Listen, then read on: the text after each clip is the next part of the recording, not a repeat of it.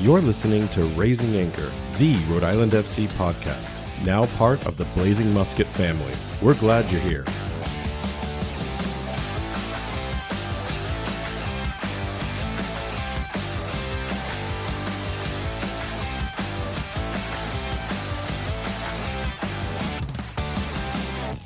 Hello and welcome to Raising Anchor, your podcast and source for all things Rhode Island FC. I'm your host, Matt Intrican, and joining me as always is the ever-capable co-host, Jason Carey, and this is your Mailbag Monday for March 17th, 2025. Happy St. Paddy's Day, Jason. Lots of questions from the previous episode and lots of questions from this result that happened this weekend against Charleston. We're not going to dive too deep because we still have the normal Thursday show to go over that. Of course. But This is like those quick, emotional gut checks that we're going to do here to see what exactly kind of happened this weekend and what the fans want to know. So let's kick things off and start things off here the way we only know how. Yeah, and so Joseph here, more of a little bit of a statement, but he's saying, well, guys, I am leaving for Charleston tomorrow morning. I will be in section 114 behind the RIFC bench. Let's go, boys. Do you think Joseph had a good time? I hope so. When I saw this and I saw on the Discord, the fans traveling, and I'm really glad to see the support. I mean, even if we extrapolate to the guild, all the people that were there, that was great. And I hope that it continues even after maybe a bit of a rough start. But I mean, kind of had a rough start last year too, so we're not strangers to this. Yeah, I think the guild was awesome. Because I was traveling with the team and with fans for most of the away part of the playoffs. I didn't get to see the same level of what happened at the guild. I missed out on all of the shutting it down because it was at capacity. There were a lot of people for game one. A lot of people that I had never met before. They recognized us. It was fun to kind of connect. I think I spent more time talking to people than watching the game, and maybe also participating in some St. Patrick's Day celebrations, if I'm being honest. But we still, I think, had a pretty solid fan base that went down. There was the photos of all the fans with the scarves up. A lot of those new Defiance scarves looking really good in Charleston. So, anytime fans, I think we're a very well-traveled group. And for game one, I will tell you this, whether Joseph had a good time or not, and we'll connect with him in the near future, it was surprisingly light, the amount of fans that were at the Charleston game. I think you had mentioned there was maybe an Irish problem at that point. Yeah, I've been told, I have not confirmed this information, that, in Charleston, South Carolina is in the top 5 populations of Irish Americans. So maybe they're doing a little bit of celebrating. Shouldn't you know that as an Irishman yourself? Shouldn't where your people are congregating in this country? I mean, I'm not the best at doing that. You don't have like a secret, list of where you're always in safe spaces with your kind? No, we don't have time to go too deep into that. There's maybe a weird misconnection to my heritage there. Okay, Carrie. It's time for another pod. but I think you were trying to interrupted. I think you were trying to say that you had heard that maybe the St. Paddy's Day livery was also maybe in effect to impact Charleston attendance for the game. Surprising, I think you could do both. I mean, we certainly did both. That's what I was thinking too. But then, I think there's a rule that you're allowed to drink at soccer games. At least that's what I've been told. Yeah, I can't confirm, but I've heard that you're allowed to do that there. I guess I would say maybe, historically, Ireland's not been great at soccer, so maybe there's got to keep them separated. Yeah, I don't know. Maybe do they play Gaelic football maybe in South Carolina? I don't know. I don't know either. What's the next question here? All right. Oh no, it's mine. Sorry. Evan writes in. We're gonna get this one day. It's the third or fourth one. By the 20th to 100th, we'll actually know what we're doing here. Evan writes in. The match was a preseason lineup with a preseason mindset and a preseason performance. We need a result in Phoenix at the next match. I'd say that's a little harsh. I think when we talked about some of this context like last week, right? There are some injuries to the back line. So we had a bit of a makeshift kind of back line there. We're bringing in some new players. right? So, we'll get to this later on in the week, but Maxi and Taimu first starts for our Sanchez as well. Sanchez as well. So, and we talked about this last week too. Like Charleston did some work in the offseason as well too. So they got a little stronger. So and historically the matches against him have always been tough. So we'll get into depth in this later on in the week. I think that's a bit harsh. Needing a result in Phoenix, I'd say yes and no. I think that we want to at least see maybe a better performance, right? I think that if they can go out there and like make us proud of what they do, score a goal, if they still somehow don't win, I'm not going to hit the panic button just yet. I think the big question that just kind of echoes in my mind right now is this and we will deep dive into this as we like. I need to rewatch the match again. I need to kind of get my bearings straight on it. But was this a strategy gone completely wrong from Kano's implementation of bringing these other players in?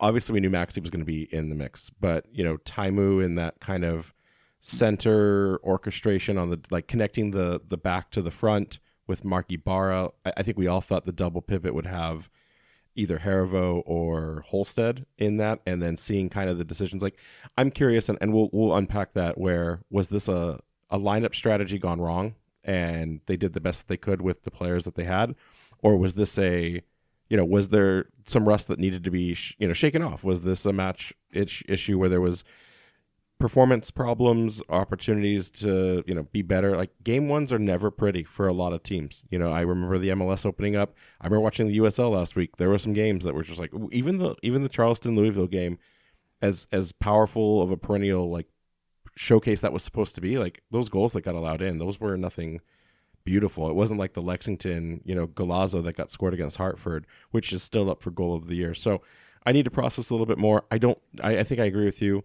I don't think it was preseason stuff, but I do think that there was an element of like, okay, you've gone in, you've played your first regular season game, you just got punched in the mouth. Like, what do you do next to respond? And we kind of talked about this too in the past. Like, they didn't. This is their first match. Charleston already has played a match.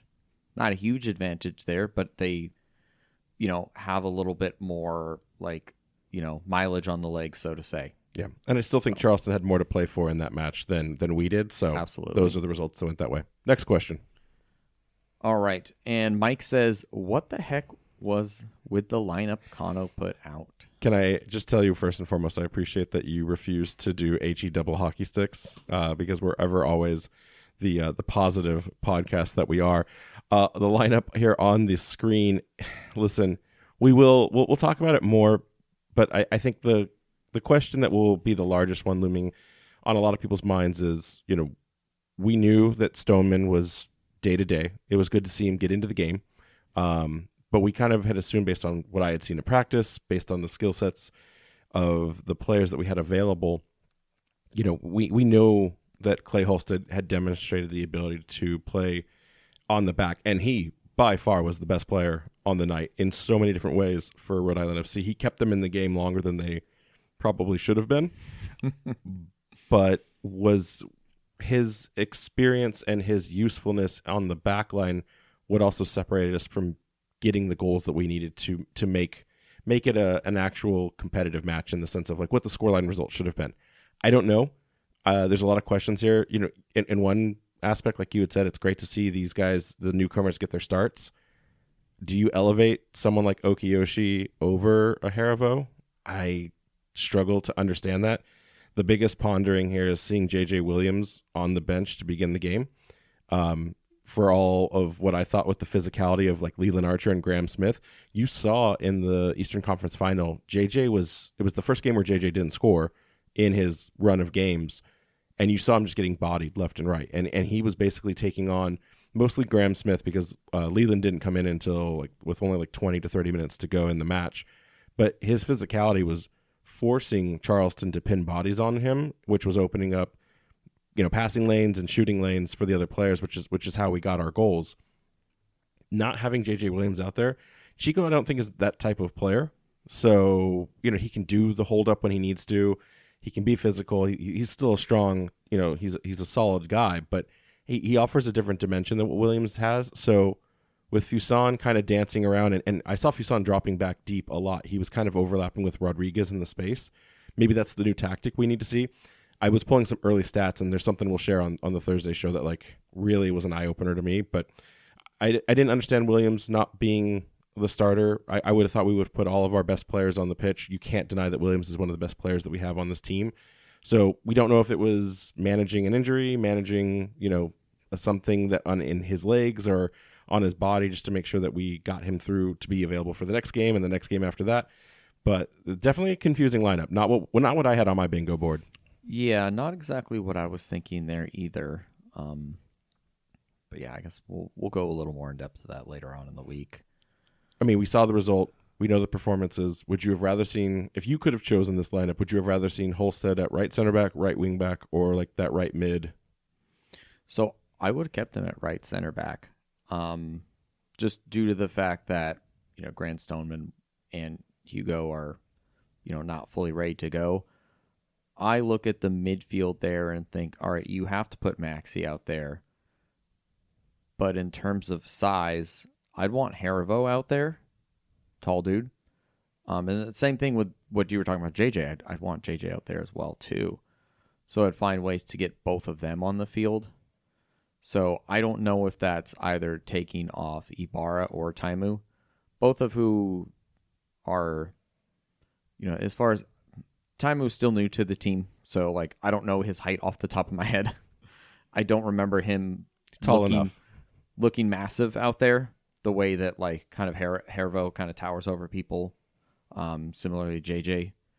So yeah, I just would have kind of brought a little more height physicality into that match. Sure. I mean, hindsight's 20/20, but when we look back on that and see how we got bodied. Oh yeah, we got punished on the corners. That's how they got their goals. You think that okay, with a little more height and strength out there, maybe those were preventable. Agreed.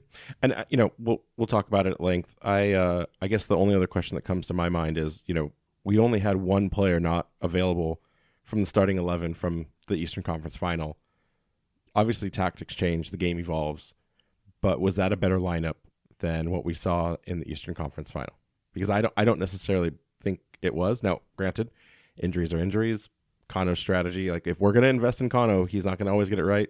He doesn't promise wins. I don't think he even promises results, but it's the questions will be left going into the Phoenix game now. Yeah, I think there's more to it too in terms of how do we continue forward without Steven Turnbull, who fits into that slot. Big shoes, bigger shoes I think than people realized. You'd love to see him get his first start. Obviously, I think his stats were also incredible considering they went up against Louisville. They didn't get a commanding result against them, but Turnbull doing Turnbull stuff. I think, come mid-season, unless we're off to the races ourselves, I think we're going to be looking backwards, going, hey, do you want to, what can we do to get you back from Alabama at that point? Next question here is, Ben Silva, horrible game, low effort. Jason, what are your thoughts? I understand your frustration, but I think you're being a little harsh here. I think that, you could argue that it's a horrible game. I think that is subjective, right? Based upon the result. But low effort, I don't know. I felt that the guys out there were giving it their all, even towards the very end. I felt that it wasn't going to go for them. It just kind of felt like one of those nights. But I never felt that it was from a lack of trying. It always felt like, they were at least trying. There was some maybe synergy that wasn't kind of linking up there with some of the new players on the field, and then even not just new players on the field, but positioning. We saw Quizera out on the right. Not something we normally see from him. So I when I first saw that start, I could see the ability to overlap between Fuson and Quizera, do some link up, but Fuson would either tuck back in centrally or then Quizera would tuck in centrally. It was a big part of, I think, what was missing is they didn't really stretch the field against Charleston. So I don't think it was a horrible effort in any way, shape, or form. I think, if you look at the stat line, and I only looked at it briefly, weirdly enough, we outpossessed. I think Pierman realized, like, let Rhode Island have the ball, especially once they went up. Let them try to work through something, because we're not as good trying to be fluid and bring the ball up the field. We're so much better in catching opponents in their third, pressing a high attack, and then if it does drop back into ours, like going with that quick counter, that quick transition, maybe a long ball every once in a while. We haven't demonstrated that we can play, I would say consistently, where we marshal the ball forward.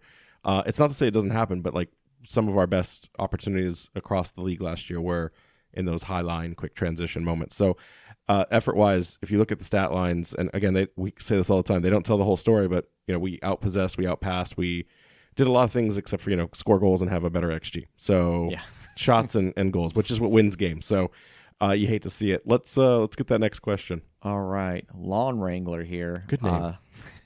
Says, was hard to watch. I shut it off around 70th minute. Super uninspiring. But it's only game one, so hopefully the next will be better. Yeah, I mean, if you take a game, if you take it game by game, day by day, this one, you move on. Hopefully there's some questions that Kano can ask himself and where he needs to learn from it. I think this is not a, I don't want to say pressure test, but this is either Kano needed to try some things, and he, in the corporate world and in the culture of trying to innovate, one of the best ideologies you can have is you fail fast and you fail cheap, because if you have this idea, you need to see it mature, you need to see it come to life. Then what you have to do is you have to try to quickly get it out into existence. If it's not something that you thought it was going to be, you can learn those lessons and change the idea or completely scrap it and go with a different one. I think as much as you'd hate to see it was at the sacrifice of a result, Kano probably got a lot of information that he hadn't seen in the preseason to come through there. So I agree with you. It is game one. Let no one hit the panic button yet. No one be screaming for any kind of like, this is, we're not in a good space. I think, by the end of this away leg series, we got 6 losses or, 5 losses and a draw. I think then we can start asking some questions about tactics, formation, player performance. But game one, I'm not going to hold anyone accountable to anything other than, unless they gave up, which I didn't see that happening on the pitch. Yeah, definitely. All right. Samo Buke, I think, which I had to double check, making sure that wasn't anything I wasn't supposed to say in a public space. Samo Buke writes in, currently in Charleston, my suffering is immeasurable and my day is ruined. Great quote. I'm sorry there, bud. It feels like this is more of a therapy session here, isn't it, than a mailbag? That might be what these become. That we're just trying to commiserate together about the loss here. I hope that you at least had some good time. There's a Lewis Barbecue. Yeah, hopefully you went to Lewis Barbecue or that random taco place that everyone was going to. I hope he wasn't one of the fans. We saw on the Discord a little earlier today that the Breeze flight got impacted due to thunderstorms. So fans were scrambling to find alternate flights out of Charleston. That's tough. People have jobs on Monday morning, and so trying to scramble to get somewhere else. I think one of the Defiance guys, actually I know for a fact, he flew into Hartford and then drove a rental from Hartford to Providence to get back. And that's on top of a loss. That is not a fun way to. It's tough. Yeah. So hopefully everyone got home safe, and if they're still stuck in Charleston, again, go hit up Lewis Barbecue. Thank you for going out there and supporting the lads. I almost went. Kind of glad I didn't now, but that's not to shy away from what others are experiencing at the moment. What's this next question here? Yeah, next one here from Dan Welch. Is Quazera confirmed out next match with Rwanda, playing a couple of international games? Great question. Glad you're thinking ahead, moving past this Charleston result. Unconfirmed from the club, but I did talk to him directly at practice. He told me he was going to be participating in the Rwanda matches. I haven't heard yet back officially, so I'm in that gray area of, it came from Jojea's mouth that he is going, but, maybe there's a conversation where hey, we just lost in Charleston and we really need a result, and you don't want to go home and still, represent your country. Why would you want to go do that? So I'm pretty sure he's going. Get used to this. We talked about it with Kano at the end of last season, where one of the most frustrating things for him was that break where he had said himself, his words were, I lost one of my best players in one of the most important games. The calendar needs to change. It needs to reflect and respect those FIFA breaks. So I do expect we'll probably be dealing with a few Quizera absences this year. Probably also maybe why Sanchez got some minutes, because maybe, in fact, thinking about this on the fly here, maybe that is one of the reasons Sanchez needed the minutes, is to be ready, because there's possible points to be collected in the next games where Quizera would be out. And maybe he thought Charleston was always going to be a 50-50. Maybe he's going for the sure thing on some other points down the road. Probably not, but if I'm trying to find storylines here to pull the thread apart on, that could have been one of those things. Yeah, and then you look at the signings of Danny Ramirez and Alder Sanchez there and think they're definitely going to get some minutes in terms of rotation for those wing back spots, with Quizera going to be out here and there on international duty. Yeah, I mean, lots of questions still on who will be. I can talk. Who will be our right wing back, and then of course those Quizera absence. I think you're spot on here. The next question, Juliana writes in: the USL All Access guys said that less than 50% of the teams will make the playoffs when they don't win their first match of the season. Are we doomed, Jason? She's pulling stats against us now. I remember that. I thought it was higher. I thought it was like 63% of teams, or I guess it would be worse than. So maybe I'll go with 50%, or maybe it was 43%. I don't remember, but I do remember something about that line in that programming. Are we in dire straits because we couldn't get a result in our first match? No, I don't think so. But the stats, Jason, the stats never lie. Math doesn't lie. Sometimes, it just depends. I'm not concerned. We've got a lot of doom and gloom here on this Mailbag Monday. It's the New England specifically. It's the Rhode Island way. Yeah, it's a long season. It's first game. Buckle up. We played one of the best teams in the league. I think we're up there maybe in that consideration, but that team, Charleston, has a history of being good. So we've only got 1 year under our belt here. I think we'll get it together. Still early. I'm not concerned. No worries on Jay. I'm trying to think back to the actual stat for the first season. We didn't get our first win till 4/20. Yeah. And then we didn't get our next win until Louisville, which was mid-June. So how many games did we go through before we really started stacking wins? Maybe 15 games? Yeah, we were halfway into the season before right. we actually started winning games. Right. So if you use we've already done that before, then I think we can still feel okay, because we've literally demonstrated that the first few games don't define a club, and and it's all about when you get hot, when you start making that streakiness really start to stick, and you definitely want it to happen towards the end of the season versus at the beginning, and then fall flat or go cold, when it starts to count. So I think you're right. I think we'll be just dandy. Yeah. What's this next question? Leo here says, I saw that Rovira, Bacharach, and King were on the injury report and unavailable for last night. Has there been any word about whether players like Grant, Zach, and JJ were on any sort of minutes restrictions or still recovering from knocks? So we reported that Grant, we knew he was on some sort of day-to-day status. Obviously, coming in as late as he did into the game, he was close, but he wasn't 100% to be able to start. Rivera is really the only. We already reported on Bacharach and King. Rivera was the new one. I saw him playing. He was going the full training sessions. No, pulling off to the side and doing any kind of different level of effort when it came to conditioning or any of the practice drills that were going on. So Rivera somehow picked up some sort of injury between just a little knock. Well, we don't know. Yeah, that they don't. I won't be able to find that, and it's going to be really difficult because normally I get access game to game and I can ask these kinds of questions. I'll have to see if we can work out something with the practices back at home to kind of get updates on things like that. Kano just religiously does not like talking about those kinds of things because it's a tactical advantage, right? And we talked about it with the Howler guys and the Holy City guys, where because there's no real financial risk of betting, for example, going on in the USL, you don't have to make those declarations public about oh, here's the players that you won't have available, because there's not like significant money changing hands across this particular league. If that ever happens, you'll start to see like Friday at noon public postings of like all of the injuries so that the sports betting spread is as accurate as possible. But until then, these are always kind of like shooting fish in a barrel. You get lucky, or it's easy, but you have to know where the barrel is to shoot. So don't know what Revere's prospect is when it comes to his health or his injury. It could be a knock, it could be something more serious. We'll find out as soon as we can. The Zach and JJ ones, I don't think there's anything wrong with them. I think that was a tactical decision.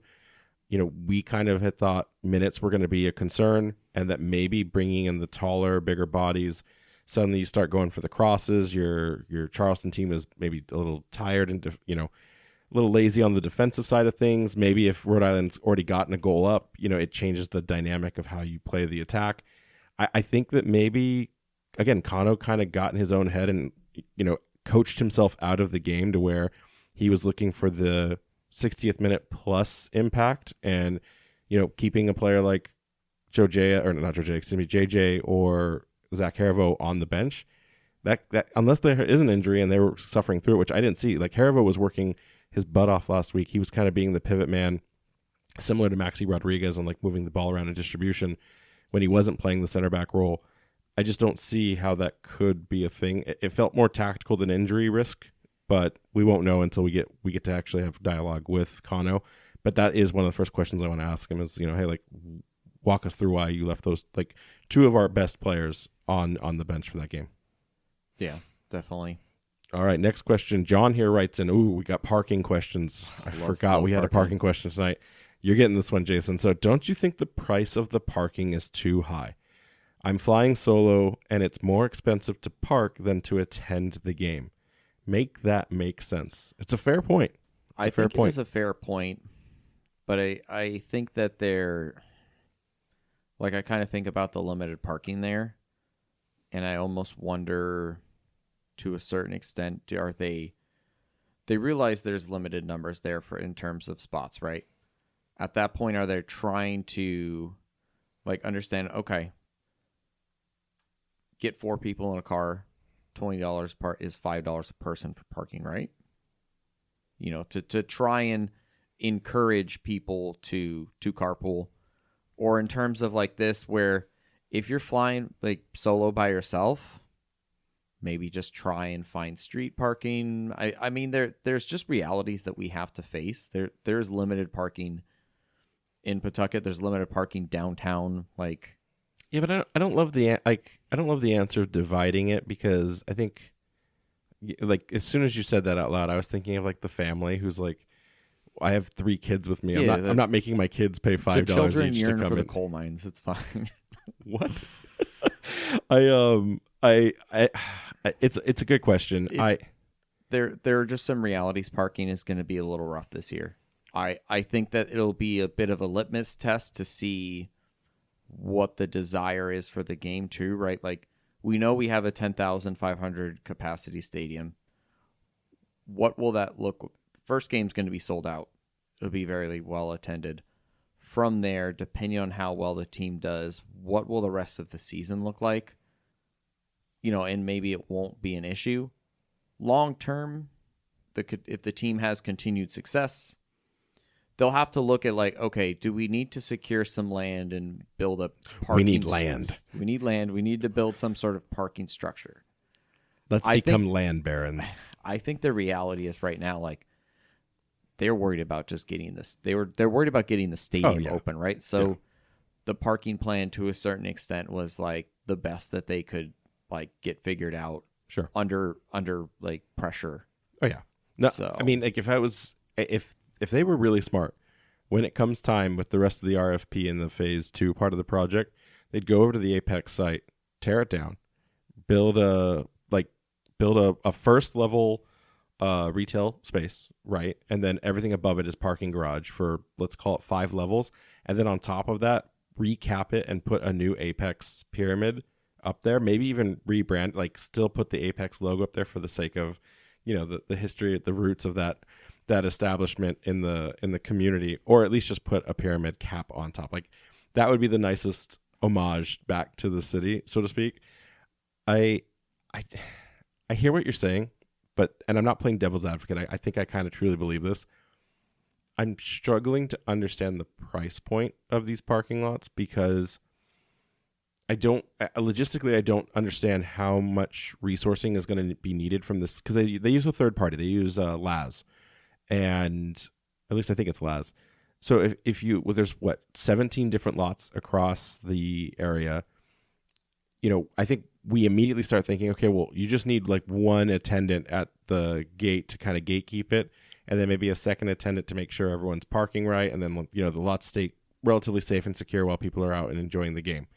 And then you start trying to do like the math breakdown. If these lots can hold 50 to 200 cars, like that more than pays the Laz people for the 4 hours plus that they'll be there.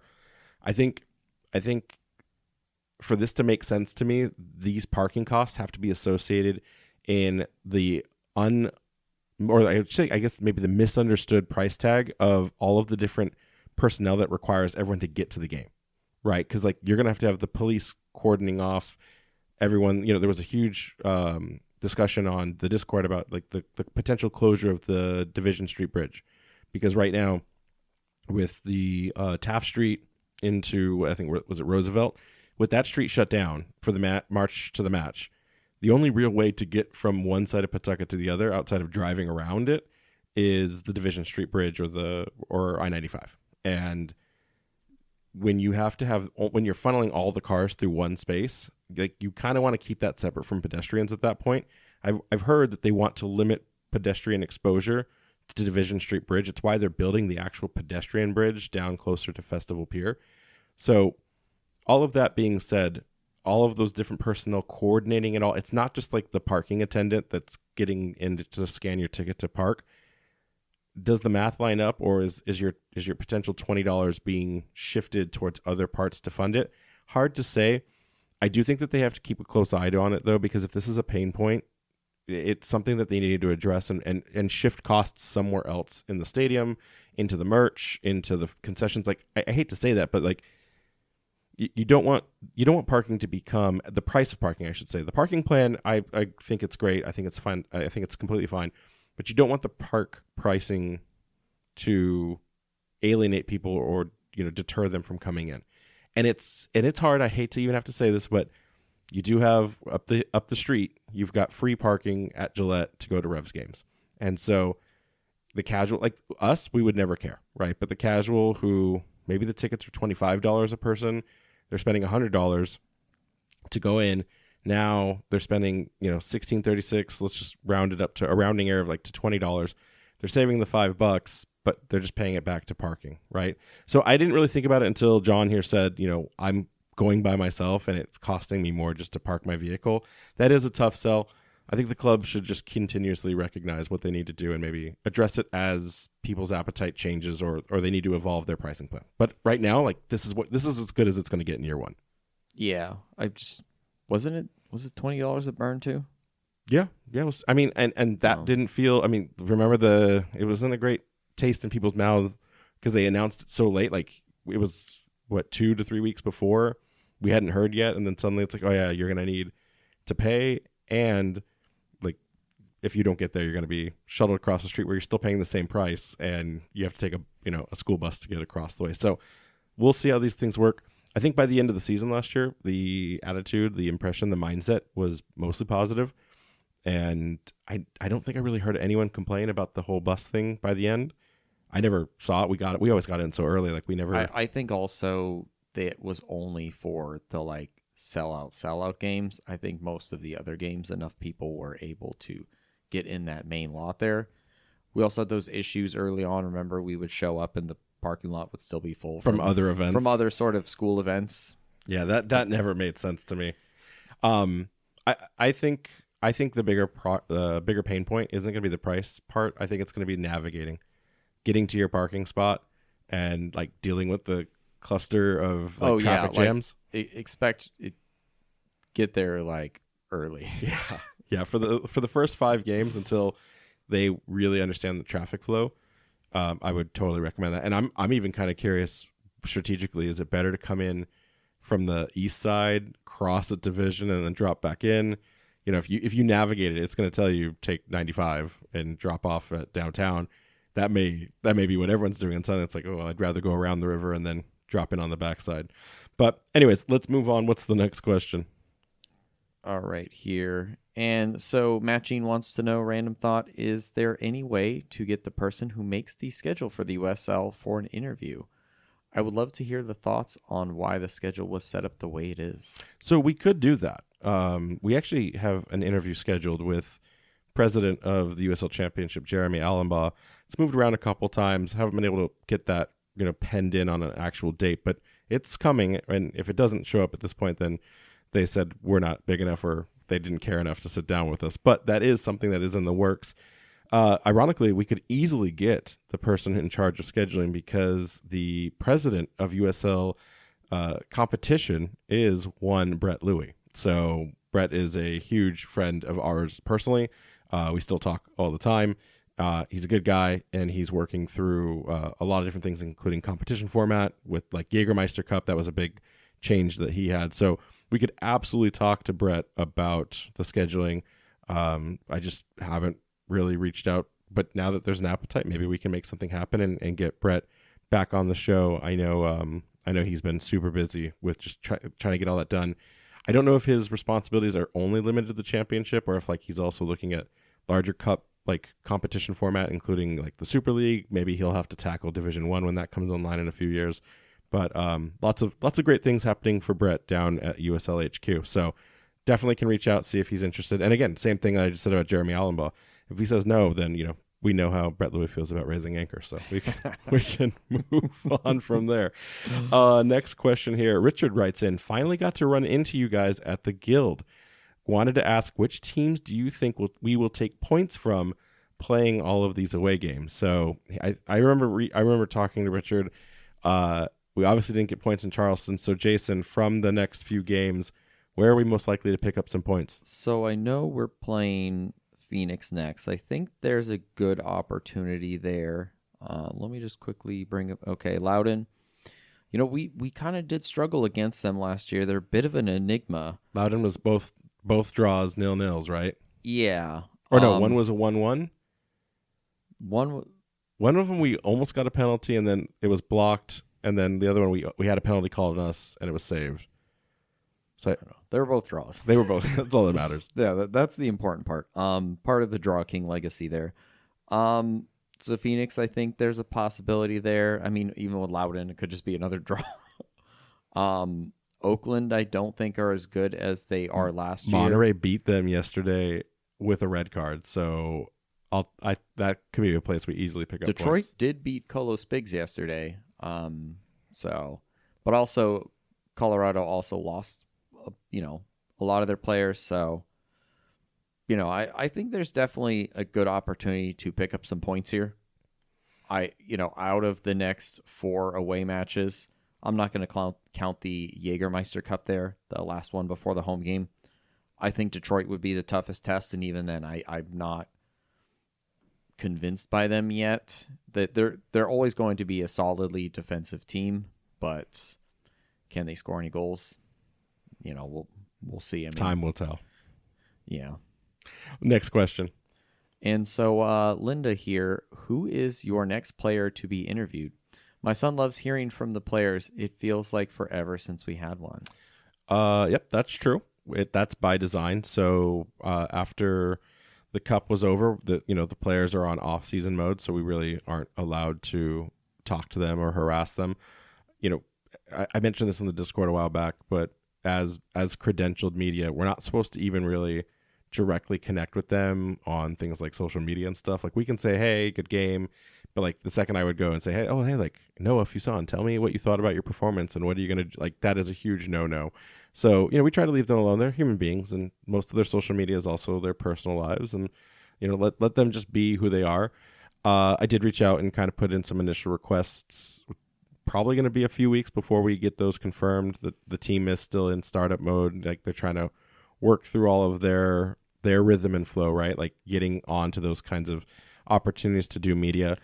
Haven't really thought of the players yet to interview. Obviously, everyone probably wants to hear from Maxi, I assume, just because he's the big name signing from the offseason. I look back to who we didn't interview last season. I was really bummed. I forgot that we didn't interview Morris Duggan. We never got to him before he left. So that was kind of a bummer. Chico, well, he's coming back. So he's not coming back. I mean, well, maybe after the own goal that he scored, but so Chico's on my radar. That was intentional because we knew he was on a multi-year deal. We knew we could wait for him. Karifa Yao, once we found out he was on a multi-year, we were like, all right, we can probably wait for Karifa to bring him into the space. So I think those are the only two carryover players from the starting 11 that we didn't get last season. So definitely want to make sure they're both on. If there's a player, maybe we'll do a poll on the Discord or on one of the social handles and just say, hey, like, who's the next player that you'd like us to interview? And then we'll just, whatever that force ranking is, those are who we'll pick up. But those will probably start back up mid to late April. We definitely are focusing more on the front office staff. Expect to have David Peart on the podcast to talk about just everything that's going on inside the business side of the space. We're absolutely going to have Paul Byrne and Tim Holmes on as the general manager and operations manager, getting you ready for like a preview of what to expect at Tidewater. And then we'll have Brett Johnson on because just to talk, because Brett's a good friend of the podcast. So don't know who the next player will be, but let us know who you want it to be, and we'll at least make sure that gets added to the rotation. And like I just said about Louis a second ago, if we don't get that player, it's because they didn't want to sit down and talk with us. And that does happen from time to time. Like no one outright says, I don't want to ever talk to Matt. But sometimes they're like, hey, right now in my life is not a good time. Like I'm really busy with this, or this. Can we schedule it for like a month or two later? And that did happen a couple times last season where players were like, I appreciate that he wants to sit down, but I'm just super, super busy with my real issues in my life. And I don't want to make Matt one of them. So totally respect. I'm really like tearing myself apart here tonight on this. Maybe there's just some truth and honesty post St. Patty's Day. Lisa, you're tearing me apart. Always love a good room quote. All right, next question. Ooh, you're getting the good ones tonight. Will writes in, hey, at least we're not the Revs. Is this where we're at now? Hashtag not an MLS podcast. Is this the measure that we hold ourselves to? Yeah, I mean that is a good point. It is a thing. We are not the Revs. We had a very good season last year, and I expect us to have a good season this year too. Rough start, but you know what? We had a bit of a tough start last year, so we'll get through it. And I have faith that this club will, at least for I can't see into the future. Of course, if not, then I'd be rich somehow. Yeah, you're wasting your talent here on this podcast. But in the short term, like I think that this club has done a lot of the right things. Even with some struggles in terms of parking in stadium and all that kind of thing. But at least on-field product, all like everything has been going well. Yeah. So I think within let's say the 5-year kind of thing, like this club is looking to be a successful team in this league. I imagine they have aspirations to be in the, Premier League, whatever we're going to call it, the USL Premier Eagle League. I like that. So yeah, I mean, I think that we have a lot to be proud of as supporters of this club. So they're up there, it's almost like 30 years now. Yeah. Maybe shy of it. I think the 96 was the first year. 96. So that put them at like 28 years. Pretty close 29. to 30 years here. I think are Revs one of the teams that haven't won a title of the legacy teams? Rubbing the salt in the wound. I just mean like if they have not won. Yes, that is correct. So, we don't really have much to brag about in terms they've probably won an Eastern Conference something at some point too, but not the actual cup. Hey, don't mock the 2006 U.S. Open Cup winners, okay? Okay. Put some respect on the name. I will say, to Will's point, we are not the Revs. We should never be comparing ourselves to the Revs, though. I like the same way we should never compare ourselves to like Hartford Athletic. Not being a native of Rhode Island, it's very obvious to me also, though, what it means to be a Rhode Islander. And so when I look at like the culture and the community here, there's a big sense of pride. Like I look at the Brass Monkey posting about the official Revs watch party and again, New England Revolution, their biggest strength is their biggest weakness of they are a collective whole. So they cannot just pretend that they are only a club for Massachusetts or this like pseudo offset of, being Boston. Eventually they're going to try to become that when they make the move, but for now they have to play the game of saying we are for all of New England. And Hartford probably never really like stole fandom from them. I think Rhode Island FC and probably Hearts of Pine are the first two real like checks of like, oh my gosh, like we could be losing our community to.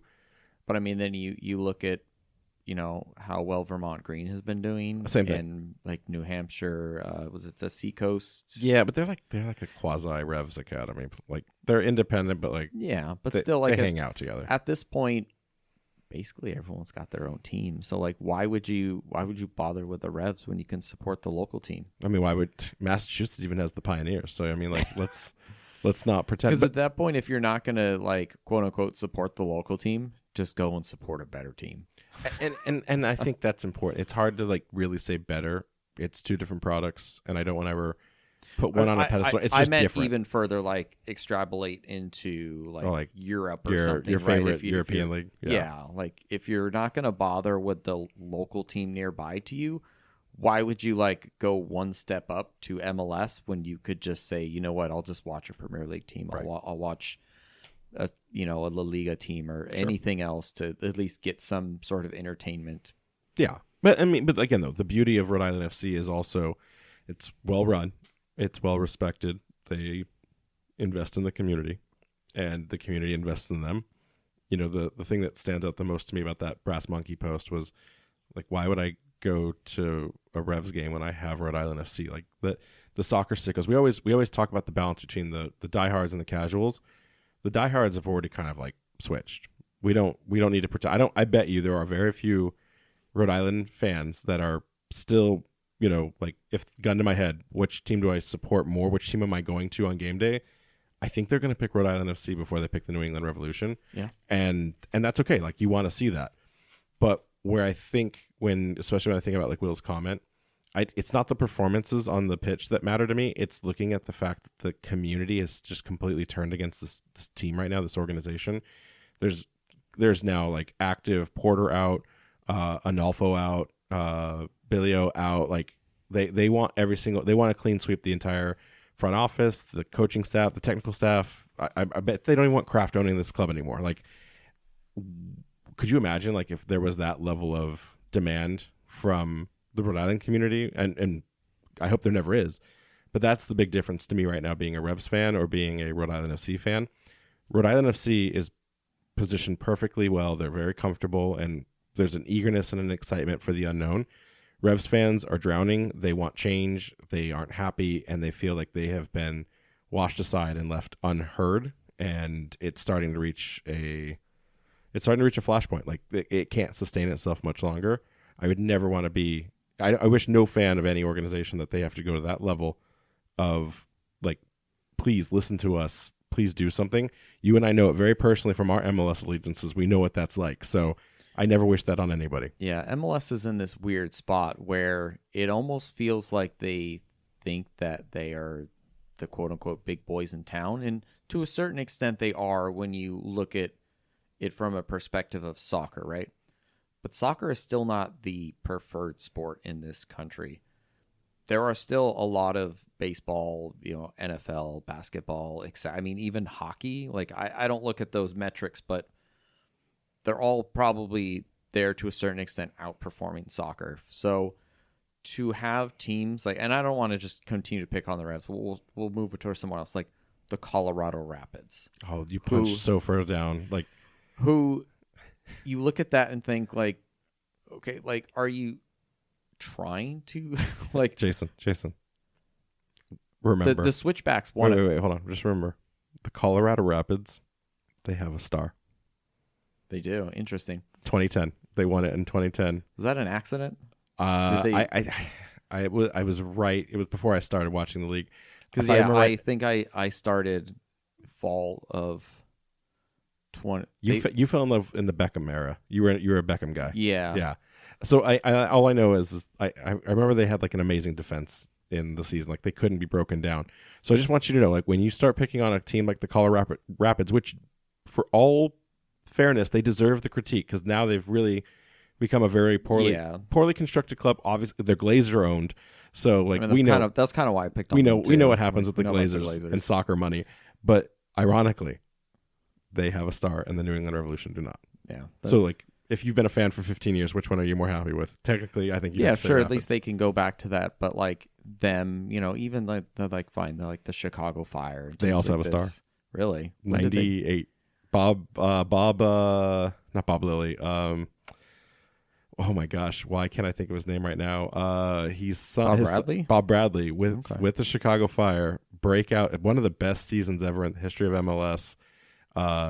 It's what sent him to Europe later, and yeah, he won it with the Chicago Fire. That's wild. Greg Berhalter, you'll never sing entire like 16, 17 years that I've been watching MLS, Chicago Fire have always been very poor. Oh yeah, they sold their soul to the soccer devils for one great year, and they'll be bad for the next 30.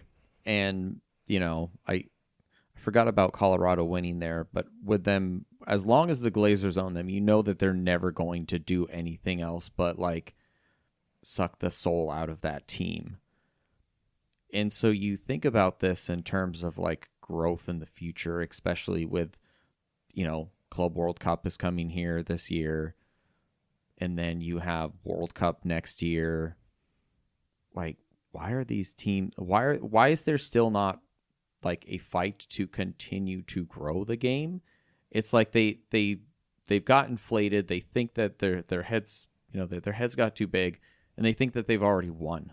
What was that MLS executive that anonymously reported to The Athletic that USL going to Division I was a stupid, immature thing, and to like leave MLS alone? Stop trying to do like what's the Mean Girls line? You'll never be MLS. Stop trying to be MLS. Yeah, I don't know that's if that's right. You heard a Mean Girls quote on the show. I don't know if that's true or not. I wouldn't be surprised. I don't think The Athletic has a reason to lie, but yeah, anonymous sourcing. It's like, okay, what USL exec or what MLS executive, what team hates it? Like, because if you were to pro rail instantly, maybe it was a Colorado Rapids exec, maybe it was a Glazer themselves. Yeah. That probably was the Glazers. All right, let's. Why are they? Why? Just to wrap it up, like. There is still work to be done to fight for your fans, and to see teams like the Revs or the current state of some other teams who may or may not have won trophies in the past. Like, you need to at least put some sort of effort out there, have some sort of identity. Like, maybe Everton aren't always the best team, but like their identity is the foil of Liverpool, right? And that's it's that spite that keeps them going. Like, what do these other teams even have?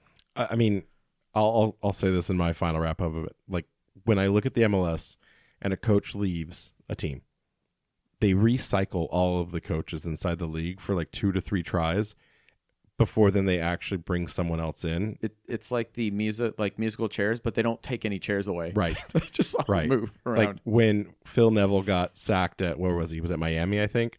Oh, hey, terrible record. Guess what? You're going to Portland Timbers. When Adrian Heath got sacked from Minnesota United, guess what? You're going to Orlando. Like, nowhere in my jobs where they're so result driven could you say like, hey, you sucked, so we're firing you. But we have your exact job ready for you over here. Like, go ahead and go do it.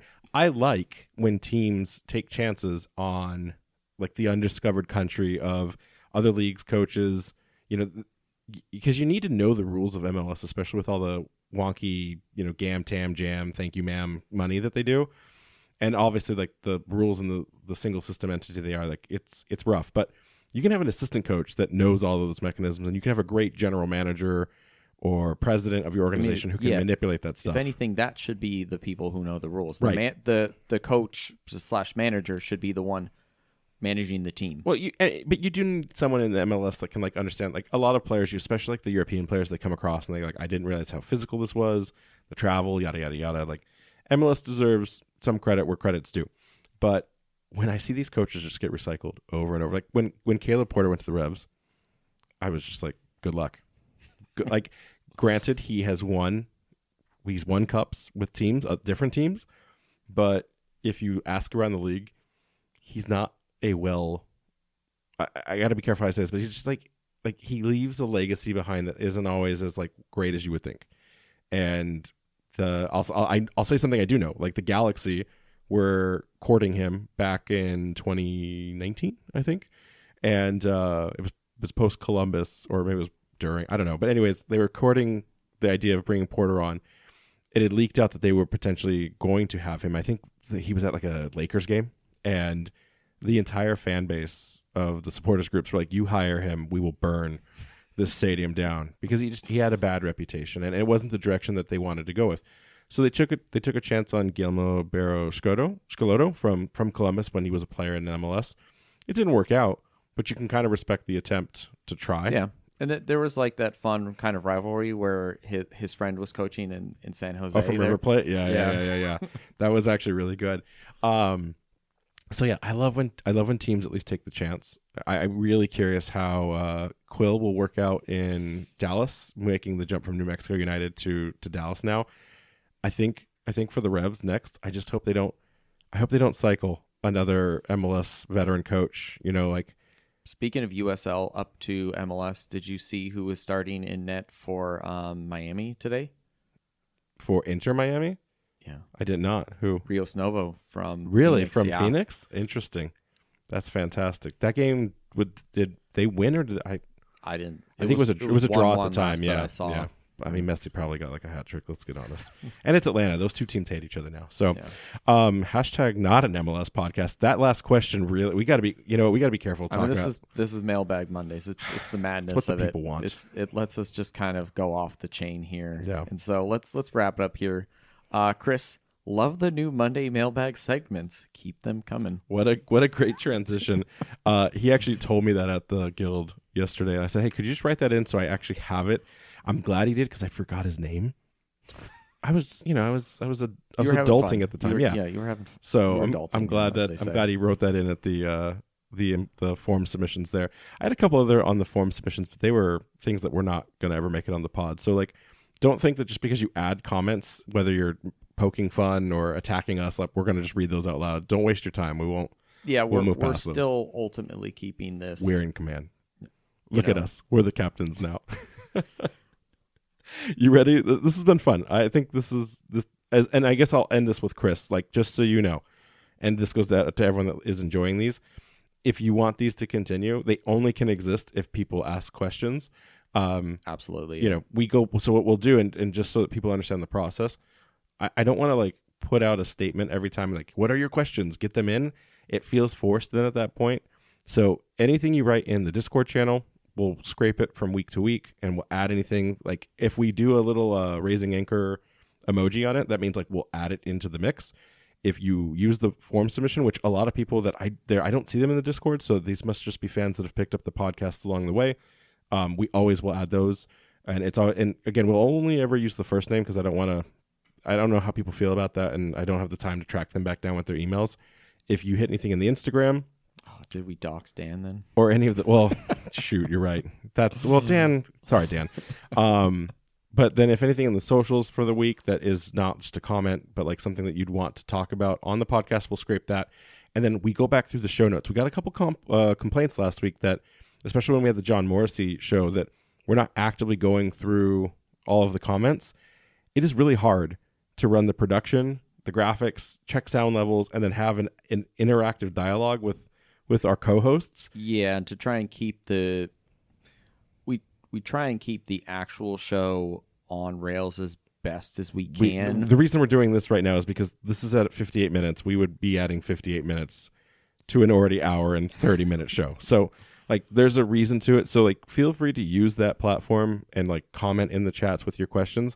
If it wasn't answered through the natural discourse of the show, because sometimes you guys ask questions and they're like, we do get to it with the planned commentary that we're going to deliver in the show. We'll go back and we'll pull those. But they get saved in the viewer we have here. Yeah. So we'll go back and scrape those. But please feel free, if you want these to continue, they only can live and exist as long as people are contributing and asking those questions. So please keep them coming. And it doesn't have to just be a question. Sometimes you just want to leave some love or some, I don't know, strongly worded vitriol about your feelings on the team, or I guess other teams in the area, feel free. But we'll try to keep these going as long as you guys allow them to. So just wanted to kind of put some rules into that for the future, so that way you guys don't go like, it's Thursday, please send in your like. I don't. If it gets to that, it's too much admin, it's too much housekeeping. So I think that's all I got. What do you got for me? That's it. I'm just gonna wrap it up here. Guys, make sure to go check out our friends over at the Blazing Musket for all of your New England soccer coverage, including RFC, and that's at theblazingmusket.com. Our one and only Matt actually wrote a very good article on there. You guys should go check it out.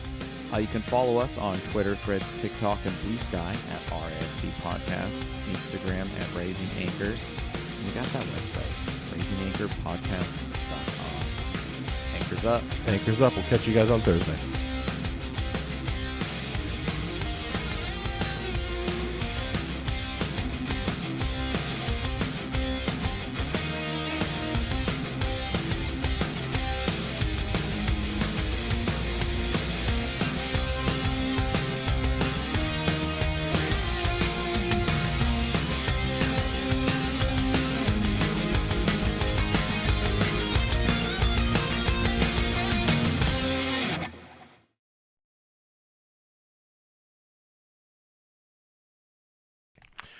So let's go there.